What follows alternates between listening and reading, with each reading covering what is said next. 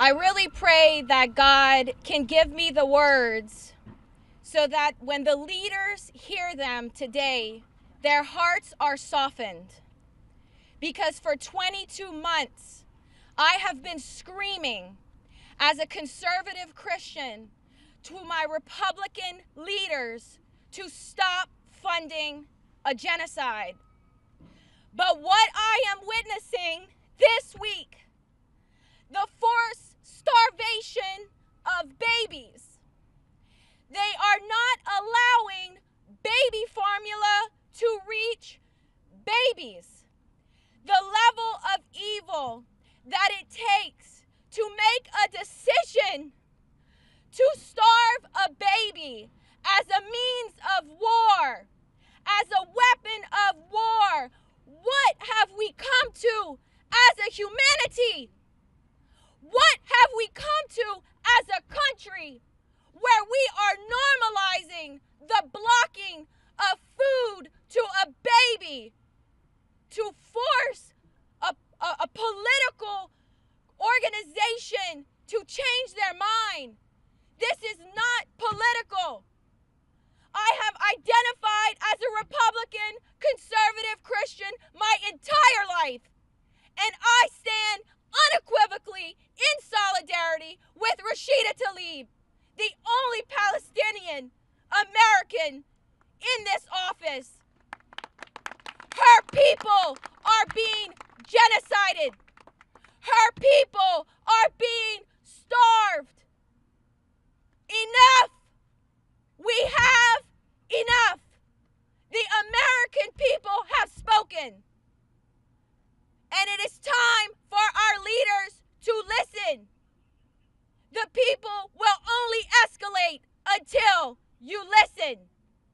Lift the blockade on Gaza now. Feed these babies now.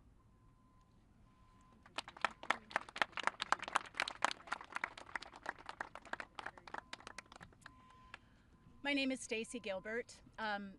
I've worked in humanitarian assistance for almost 30 years until I resigned from the State Department last year in protest of a State Department report to Congress that said Israel was not blocking aid. I had worked on that report and I knew that was not the truth. But I want to give you a little bit of context here with all the things that you're hearing from my perspective as a humanitarian. I have never, in my 30 years working in this field, seen a situation where there has to be a category to enumerate the number of people regularly killed on their way to get humanitarian assistance. That has never happened. Also, when people talk about children starving, when you see these heartbreaking pictures, think about it. In your own family, if you're out camping, if you're on a trip, if there's not enough food, who eats first? It's not the adults, it's the children. If the children are starving, it's because there is no food left. I also want to say famine is not a foregone conclusion in a conflict. It only happens in modern times when aid is deliberately blocked. Think about that. I am calling on Trump to make a break with this policy that started under Joe Biden, this disastrous policy of unconditional military support for Israel. Make a break with that, with Biden's disastrous policy. I'm calling on my former colleagues at the State Department, DOD, the intelligence community, the National Security Council, to uphold your oath not only to the Constitution, but an unspoken oath to truth. And make sure you are not denying the reports that are coming in from the ground, that you put those in your reporting all the time. Regardless of who may delete it later, put it in. Make sure it is there. And I'm calling on all federal employees who still have a job in this administration. Now is not the time to be comfortable.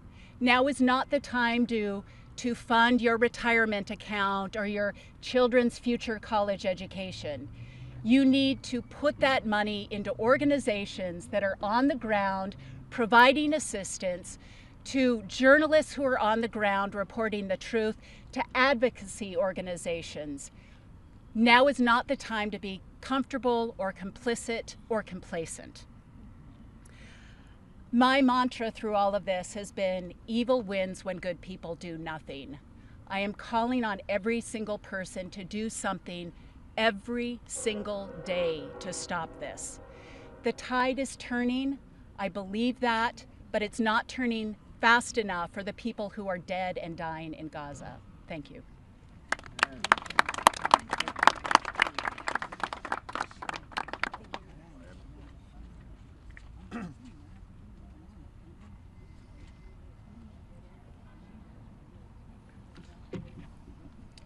My name is Hannie Nofall. I was a submarine officer for over 10 years, and I resigned in November 2023 during the Biden administration when I recognized very early on that this was in fact a genocide, and the United States government was fully and unequivocally backing that genocide. I'm only coming out now because I had to wait until the expiration of my active duty service to be able to speak out, but I'm coming out now to say that I do not support what the U.S. government has been promoting in Gaza for the last 22 months. 250 years ago, at the dawn of this nation, George Washington gave us a warning. In his farewell address, he cautioned us against the insidious wiles of foreign influence and pleaded with future generations to preserve the independence of our political institutions from entangling alliances and passionate attachments abroad. He did not do this out of isolationism or fear, but out of the deep understanding that the strength of the Republic lies not in its might, but in its moral clarity. Not in who it can dominate, but in who it can resist. I speak to you today as someone who wore the uniform of this country for over a decade, who stood the watch aboard a nuclear submarine as an officer, entrusted with one of the most powerful arsenals on Earth. I swore an oath to support and defend the Constitution of the United States against all enemies, foreign and domestic. I took the oath seriously, but I have come to understand that threats to our republic do not always arrive in the form of armies or missiles. Sometimes they arrive as ideologies, quiet, corrosive, and clothed in the language of friendship. And today, the greatest test of our national integrity is not in the South China Sea or the Persian Gulf. It is Gaza. What is unfolding in Gaza is not a conflict. It is not a war between equals. It is a calculated starvation, bombing, and displacement of a captive civilian population executed by the Israeli government and made possible by the full backing of the United States. Let us be honest, without the billions in military aid to the uninterrupted flow of weapons, the diplomatic shielding at the United Nations, and the bipartisan silence in Congress, this would not be possible. Every party, Republican and Democrat alike, has put loyalty to a foreign government above the lives of Palestinian children, above the conscience of the American people, and above the very values we claim to stand for. I know what these values are supposed to mean. I believed in them enough to lead sailors into harm's way. But how can we speak of liberty when we fund occupation? How can we claim to uphold human rights while enabling war crimes? How can we call ourselves a democracy while criminalizing dissent and silencing anyone who questions our blind allegiance to Israel? This is not just foreign policy. This is the capture of our republic. Washington foresaw this. He warned that passionate attachment to another nation would lead to the illusion of common interest, the betrayal of our own. And that is exactly where we are. We have been seduced by a false narrative, one that equates strategic alliance with moral obligation and dissent with disloyalty. But let me be clear. To speak the truth about Gaza is not anti-American. It is profoundly American, because patriotism, real patriotism, is not obedience to power, it is fidelity to principle. And principle demands we say this: no nation, however sacred its origin story, has the right to ethnically cleanse, starve, or massacre civilians. Not even Israel. Especially not with our weapons, especially not with our tax dollars, especially not in our name. I resigned my commission because I could no longer serve a system that rewards cowardice and punishes conscience. I could no longer remain silent while my government abets apartheid and genocide under the guise of security. And I say to you now, our silence is complicity. And complicity is not neutrality. It is betrayal. Betrayal of our Constitution, betrayal of our humanity, betrayal of the republic Washington fought to build. But it is not too late. The people of this country have always been capable of great moral courage. It was ordinary Americans who ended the Vietnam War, who brought down Jim Crow, who forced the end of South African apartheid. And it'll be us, veterans, teachers, doctors, students, clergy, who end this era of bipartisan complicity and demand a foreign policy rooted not in blind loyalty, but in justice. Because the world is watching, Gaza is watching, humanity is watching. And one day our children will ask what we did when our government became the chief enabler of one of the great moral atrocities of our time. Let us have an answer worthy of them. As Washington said, the preservation of the sacred fire of liberty is finally staked on the experiment entrusted to the hands of the American people. It is time we take that trust back. Thank you.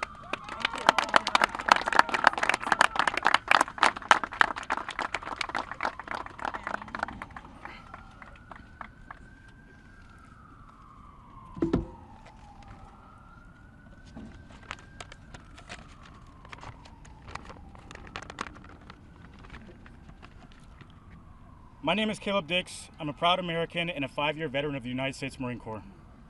I stand before you today, not as a politician, not as a diplomat, but as a man who has seen firsthand the power and devastation of modern weaponry. I know what these tools of war can do. I know how precise they can be and how deadly they become when they're used with no restraint and no conscience. And what we are witnessing in Gaza is not war, it's a systematic annihilation. Let me be absolutely clear. The state of Israel is conducting not a just war. It is waging a campaign of brutality and cowardly, vengeful war against civilians. We've seen the targeting